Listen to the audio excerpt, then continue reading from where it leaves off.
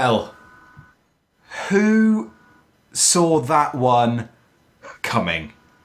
You can see at the bottom of your screen. Again, this is not a mirage. This is not like last week. Well, it is like last week where you thought, oh, that can't be right. But it is right. It's Aston Villa 1, Reading 3. We've done it. We've won at Villa Park. Something that never happens. And we've done it in style. We've picked up that win. And the playoffs are suddenly, I don't want to say a certainty, but we're just 6 points away from mathematically clinching it. And, well, we've got a much better game to talk about this week. I'm Dan Wimbush, joined in the little floating box in the top hand corner by Ollie Allen again. Ollie, welcome back. Oh, yeah. Yeah, finally a good win to talk about after last week's thrashing. Debacle, yeah. Yeah. Let's go. Let's jump right back into. Let's jump right into the big talking points here.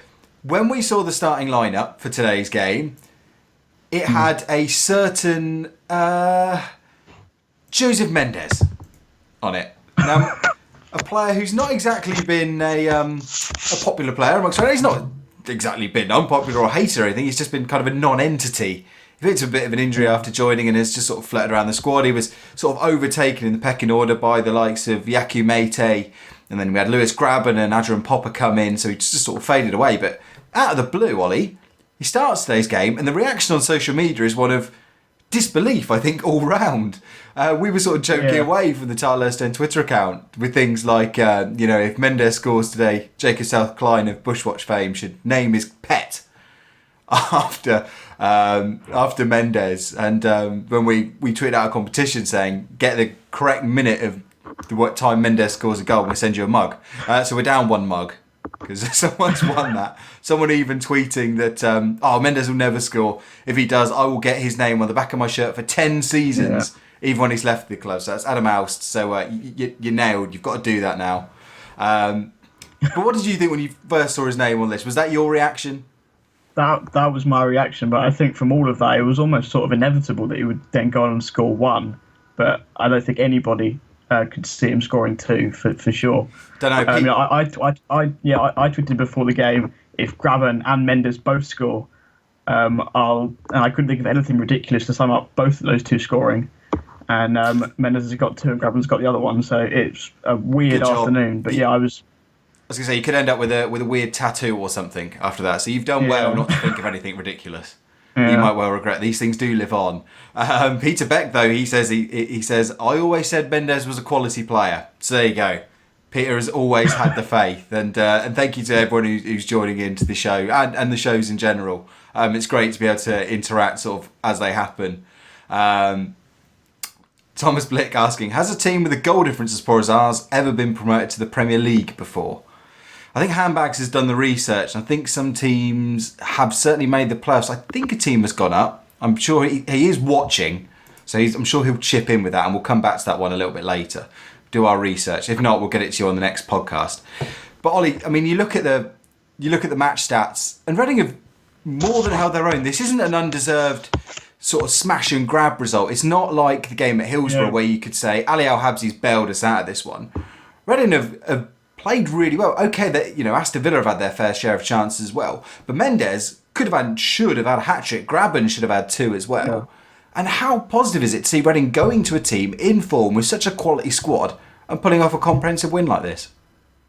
Yeah, and that's why I think this is probably even a better result than it was at Hillsborough. Because even though the result at Hillsborough was fantastic and we got 3 points, this was a really, really positive show. Yeah. As you said, at Sheffield Wednesday, we had to have Ali Al-Habsi bail us out on multiple occasions.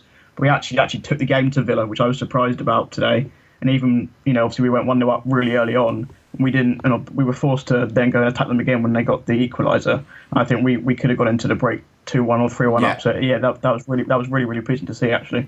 Yeah, I mean the response rate as well, and it was a gamble the selection gamble that kind of played off. We looked at this team going in and we thought, the guys on Beach Radio Bucks were saying the same. Is this a team that Stam has picked with an eye on Monday, thinking that Rotherham is a more winnable game? I want all hands to the pump on Monday, and we'll treat this as kind of a bonus game. Well, if that was the thinking, they've exceeded all expectations. And not only that, they do get to go into Monday's game with a fully rested Kermit, or he played half an hour or so, and just that fresh impetus. And they can play with that relaxed pressure, because Had they not got the result here today, they would have been going into that game. I mean, we can look at the league table now. And I said, you just imagine what it'd be like with Reading having 3 fewer points. So, Reading would have been on 73 points as we did in the preview show yesterday. And they would have been in a scenario where if, for some horrible reason, they'd completely choked and lost at home to Rotherham, they could have been out of the top 6 entirely. Now, even if they have a completely ridiculous result and lose to Rotherham, which, they really shouldn't. But even if they do, they've got that breathing space. And that lifts the pressure on the team, because we've seen it before in big games where teams are facing a team with no pressure, nothing to lose. They take them on and they just struggle to get that goal. And thankfully, Reading can have that relaxed attitude and stay patient and just wait for it to come on Monday. Yeah, I said yesterday in the pre-game show that I wasn't overly bothered if we lost today. But I think since winning it, I've realised what a massive 3 points this actually was. I think it eases the pressure slightly on for the rest of the games. And as you say, if we did get a freak defeat on Rotherham, it certainly wouldn't be as much of a negative as it would have been if we lost today and on Monday. So yeah, Handbags Harris watching along, and he has delivered on the previous question. Brighton are the only clubs qualify for the playoffs as we know them now with a negative goal difference, a -6 in 1991 season. The next worst is +1 Bristol City in 2007-8. They got to the playoff final, losing to that Dean Windass goal. So I salute you, Mr. Handbags. You've delivered through there. Samuel Lomax says, immensely proud of the team for bouncing back again. Thomas Blick says, possibly another record to add to that 106 points and 13 wins in a row then if we do manage to pull off promotion with a negative goal difference. And Handbags has chipped in even saying, Newcastle to lose 4 and Reading to win 4. Automatic still on. Could still happen. Don't think it's going to happen. But let's have a look at the rundown. We mentioned the run-in. Sorry, we mentioned earlier that Reading now mathematically need 6 points to make the playoffs. Now that is because that final game of the season is between Fulham and Sheffield Wednesday. So the most points, we'll go back to the table quickly. The most points that Fulham could get would be 82. But if they were to get 82, it would mean that the most Sheffield Wednesday could get would be 81. So if you're following along at home here, all Reading needs to do is get to 82 points and they are mathematically ensured of a place in that top 6. I don't even know if they'll need that many, because I said that depends on both Fulham and Sheffield Wednesday winning 3 in a row. And looking at the fixtures that we've got up here, Ollie, Reading with that run in, Rotherham at home on Monday, then we travel to Forest, who are deep in a relegation battle, as are Wigan and Burton. You couldn't ask really, or could you? Would you rather be playing mid-table teams like Sheffield Wednesday's running, for example? They've got QPR away, Derby at home, Ipswich away before that Fulham game. Would you rather be playing those mid-table teams with nothing to play for, or do you want to play statistically the worst teams in the division? It's a difficult one, I think, because if you look at obviously our last couple of seasons, we've been sort of mid-table thereabouts with nothing much to play for. So I think teams playing us the last couple of seasons would have probably preferred us, and I think it's difficult because we got Burton on the last day of the season, and realistically they could either be safe by that point or they could be down by that point. I think you don't want a scenario whereby Reading still need points to get into the playoffs and Burton still need points to stay up, because especially at their place, I think it could be a really, really tricky game. But yeah, I think we can. I don't think we can complain about our running. I think we can take 6 points off Wigan and Rotherham at home. I think Rotherham at home is probably as easy 3 points as you're going to get all season. Touch wood. But yeah, I don't think we can complain about our running when we're playing, three of the 4 bottom 5 or whatever it is. So. Absolutely not. And to get those games, I mean, as you said, Rotherham, you just want to play them. You just want to get those points in the bag because they got 1 point away all season. And surely this isn't going to be the game where they win. I mean, Rotherham have ruined our dreams before. If anyone remembers that Division 2 run-in. James Buick is very happy. He's saying, "Oh yes, lad." He's very happy. And James Short is joining in as well. He wants... See, they're in a Jamie Vardy-esque party, but they just want cheeky J2Os. So, what are you going to do? But thank you to everyone who is joining in on the conversation so far. How do you see the playoffs running now? We had another comment of, would you rather finish 5th still? We've had this discussion before.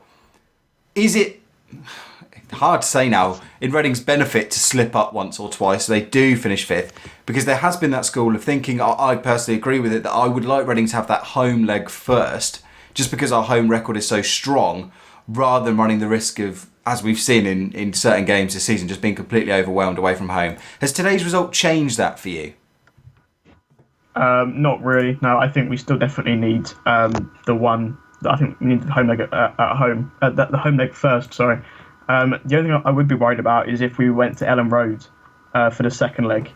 I think that could be quite a force. I think if that wall of noise at Ellen Road is perhaps something that I would be quite worried about if we went there. But if we went there with maybe a 1-0 lead or something, we might be able to defend it. But yeah, I'm still sticking with, I'd like to see us finish. I'd like to see us finish as high as possible, but I think 5th or 6th might be perhaps more ideal if we can get that home leg first, because I do fear that if we do go away, we've lost at Huddersfield 1-0 this season, we lost at Leeds 2-0, we lost at Fulham 5-0.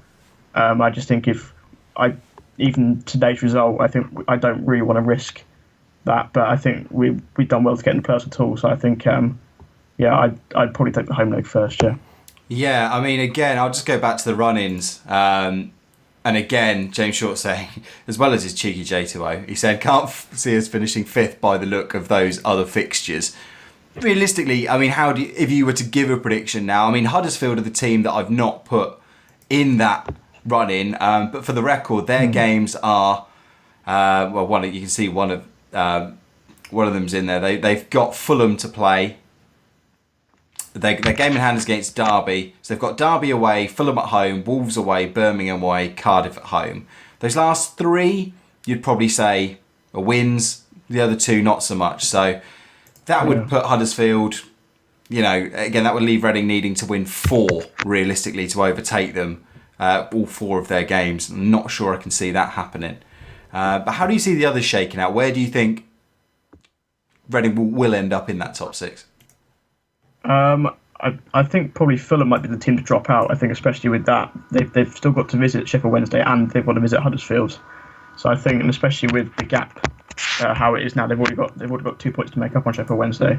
So I think Fulham will probably be the side to drop out, and then I think Sheffield Wednesday probably 6th, and then Reading and Leeds quite close. I think Leeds have got a relatively easy run in as well. I think they've got Wolves at home, Burton away, Norwich at home, and then Wigan away on the final day. Yeah. So I think I could actually see us finishing 4th out of that. I think especially with the 3-point gap we've opened up over Leeds now, and the fixtures we've still got to play.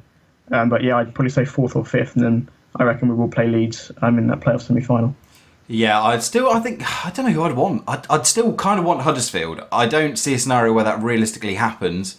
It's hard to see, because it'd have to be a 4th and 5th place finish for the 2 of us, or a 3rd and 6th. I'd like Huddersfield, because I just think Huddersfield, though they ground out that last minute win yesterday, I still think they're falling down a little bit. Although Peter Beck disagrees, says as long as we avoid Huddersfield in the playoffs, I'll take any of the others. Don't mind home games first or second. I just think Huddersfield are on that wobble, and I think they're a pretty similar team to Reading. I don't think they've got those outstanding players, those outstanding quality players to really hurt you. Joe Short says I'd like Wednesday. Keep your thoughts coming in. Just going back to the game though, Wally, because we've not talked too much about that. Lewis Grabban gets the penalty, kind of takes it off Jan Kermigan, who sort of went to us well as the regular penalty taker. How important is that, getting that first goal for him and his confidence? Because he's really struggled so far since he's joined on loan. Yeah, it's a massive confidence boost. I think he got the 2 assists for Mendez's first 2 goals as well. I think he played in the middle today, which is one of the first times we've actually seen him play down the middle, and I think that actually proves he's an excellent player when he can play down the middle. I think he provided an excellent ball for Mendez's first goal. So I'm not entirely sure why Yap's been playing him out wide or in midfield so far. But yeah, that's a massive confidence boost. I think, especially for the remainder of the season, if the games are coming all not thick and fast, but if we did want to rest Jan's 35, 34, he's not going to be able to play every single minute of every game of the running. So definitely to get that Grabban first goal and to get his confidence up, hopefully we can see him bang in a few more before the end of the season. Yeah, and he's been unlucky really, because Kermigan has just been in such good form and is so indispensable to the style of play that there's not really, Stam's not really had the chance to try him in that central striker spot, and he showed what he can do. I mean, he laid on a plate for Mendez just before half time as well, so Mendez could have had another goal, and he could have well ended up with a couple of assists and a goal from today. I'm delighted to see him because I've always thought of Lewis Grabban as a really quality player, and he was a type of player I thought when we signed him in January we really needed. But with Stam not playing two traditional strikers, it's just never quite worked out for him. And you could see he's had chances in games, he's just not been able to take them. I don't care that it's come from the penalty spot. I've talked about this a lot in the podcast this season. You go back to the season Shane Long banged home 25 goals, and a lot of his early goals were just penalties. That sort of kept him going, ticking along, and gave him the confidence to build off. James Buick says, I'd fancy us against Huddersfield. Don't see us getting them though. Can see us finishing third still with our run-in. Yeah, I can pretty much agree with that. Keith Harbour says, if we can get to the final, strangely, I think this team is better equipped than past teams to grind out a win. What do you think? The playoffs are a complete lottery, but we do owe, or we do deserve a playoff final win after the miseries of the past. But yeah, it's a lottery. I honestly couldn't call it. I wouldn't want to face Leeds in the final. So I think if you've got loads of Leeds fans going to Wembley, I think that would almost be like a home tie for them. So I can see us winning it, but at the same time, I can absolutely see us getting smashed in the playoff semi-final. It really is. It's been that kind of season where 1 week, like last week, we got annihilated, and this week we played really, really well and beat Villa 3-1. So if I'd put money on it, I'd probably say we wouldn't go up from the playoffs. But as I say, anything could happen. Absolutely, and it's just one of those things where the playoffs, I've been unfortunate to go through them all.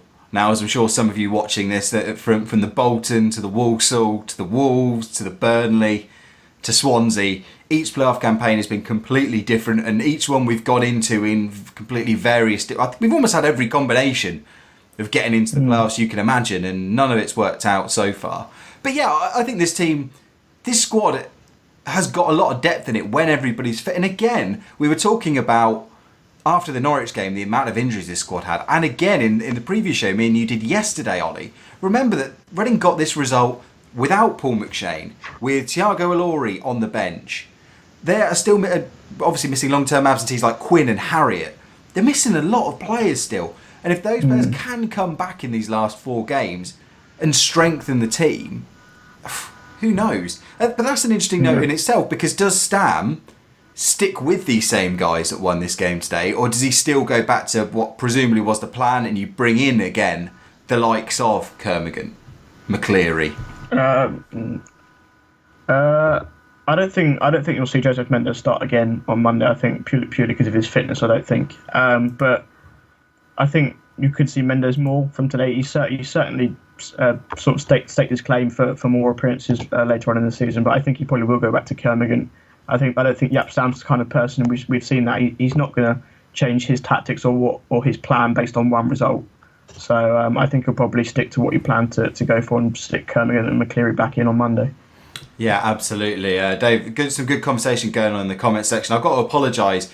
At the moment, I can only see the last sort of 4 or 5 comments, and the conversation's moving so quickly. It's great to have so many viewers, but if I've missed out your comment, that is why I'm not deliberately excluding you. But we'll start to wrap up here, Ollie. Just a quick word on Aston Villa themselves. They are a team with such a lot of quality. We mentioned the likes of Codger, Scott Hogan, people like Jack Grealish sat on the bench. Is that a team for you that you think they're going to be there or thereabouts next season, or do you think that they've got those fundamental flaws that's the reason they're not in the race this year? I think give Steve Bruce. I think Steve Bruce is an excellent manager. He's got Hull out of this division. He's got Birmingham out of this division. I think give him a pre-season. I think that's what a lot of Villa fans are saying. I think sort of the jury's still out on Steve Bruce on whether he can get this side promoted next season. I think, and I said in the pre-game show yesterday, on paper, this is a Villa side that's one of the strongest in the division. They spent 50 million on Codger, 12 million on Hogan. They've got Ross McCormack out on loan at Sheffield Wednesday. They can bring him back in. So they've certainly got, Forest, sorry. And they've still got, and so on paper it's a strong side. But we said that at the start of this season. at the start of the season they had a very strong side and they've not done much with it. But yeah, it depends. If they go out and splash the cash even more in the summer, then they could realistically have quite a strong squad going into next season. So I wouldn't be surprised to see them up there next year. Yeah, you look at the division and it can change. I mean, it's such a difficult league to predict. I mean, you ask most people in pre-season, they would have said Derby, Aston Villa, Norwich would all be battling out for the top 3 spots, along with Newcastle and Brighton, but they've faded away. But you do have to think and look at Reading's squad. I mean, the whole factor around the Chinese takeover has got so many questions around it in terms of how much money we're going to be able to invest and whatnot. But you look at it and you think, this is a real opportunity for Reading. Bearing in mind they'll lose those parachute payments this summer.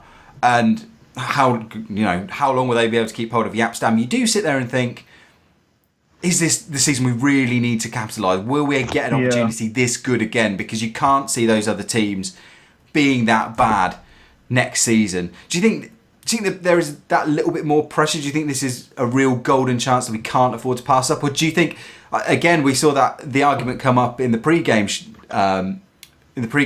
social media, the whole debate of, this team isn't ready to go up. We need another season down in the Championship. Do you buy that argument at all, or do you think I don't get that argument whatsoever. I think that there's never been a better time to go up at all with the money available, with TV deals, and the money that you get for going up. And I think a lot of people are saying, if we went up, we wouldn't survive. We wouldn't be good enough to stay in there. And I think, who cares? One season in the Premier League is one season in the Premier League, and even if you do come back down, you come back down with TV money from the year you've been in the Premier League and 5 years of parachute. I think it's 3 years of parachute. Yeah, it's gone 3 years. Yeah, 3 years and about 8 years. Yeah, about 85, 90 million.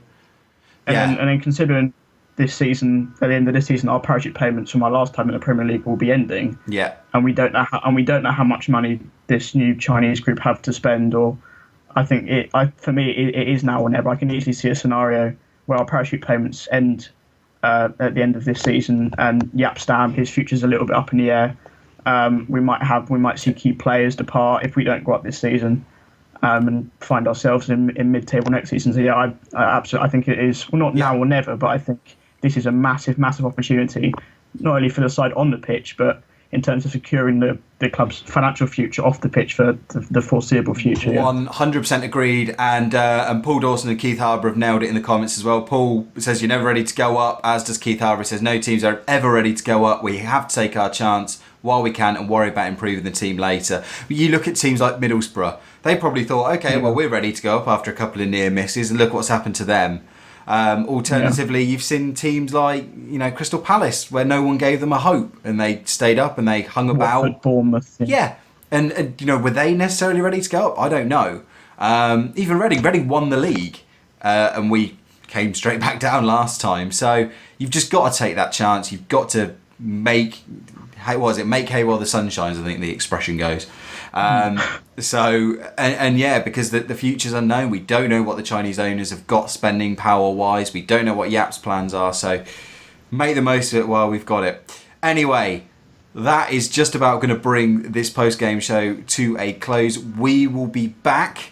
We'll have a post-game video from Rotherham probably on the night, but there will be a Tilehurst End podcast on Wednesday, I hope. Hopefully with myself and Westy and maybe someone else as well.